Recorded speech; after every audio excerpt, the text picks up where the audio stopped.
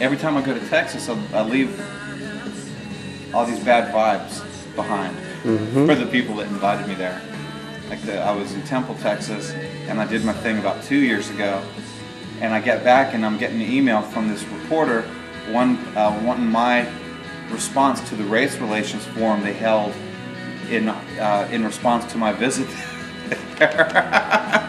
You know, because I'd shown a couple of woodcuts based on my Indian ads. I can show you, you know, a ton of ads that these woodcuts are based on, and you know, and so they had this whole race relations forum about my visit, and like all the people that were there and heard my talk stood up and presented my side because I wasn't there, you know, like all the guys from the printmaking, and then the other contingency, you know, kind of let loose, and I was just back there again. I had a show out there 3 weeks ago, and I did another little talk while I was there, and you know, I was very careful this time not to say anything that could, you know, I took the images of the pigs having sex with hot dogs out. I didn't want to give them any ammunition, you know, and it's like, what the hell was I doing there then?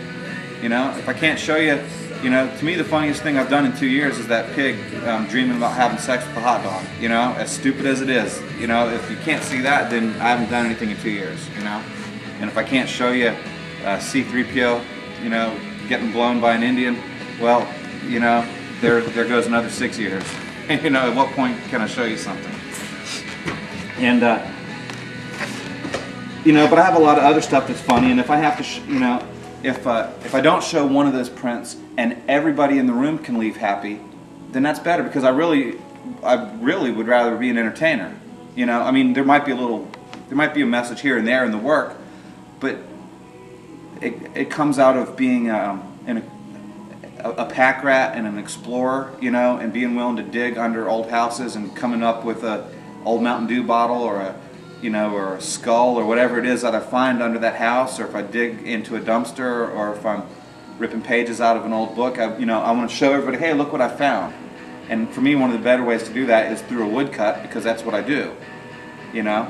And so I just want to show what I found, and you know, at the same time I want to entertain, and if someone leaves unhappy, then I've missed my mark. And so I'm willing to scale back a little bit, you know.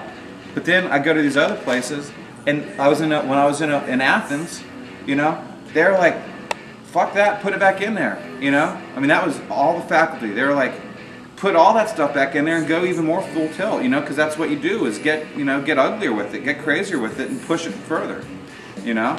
And that's, you know. So like different parts of the country are just, some are more, what do you call it?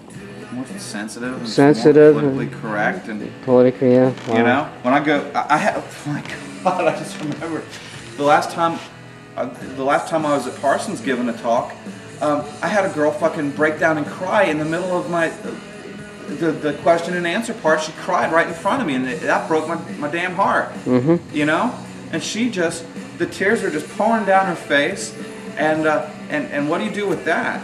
You know. I mean, I can't even get my wife to cry that good. You know? I mean, what in the world do you do with that? You got an 18-year-old girl crying, you know? Man, you know? And then everyone comes up to me and tells me, man, it really took a lot for her to even open her mouth and say something to you.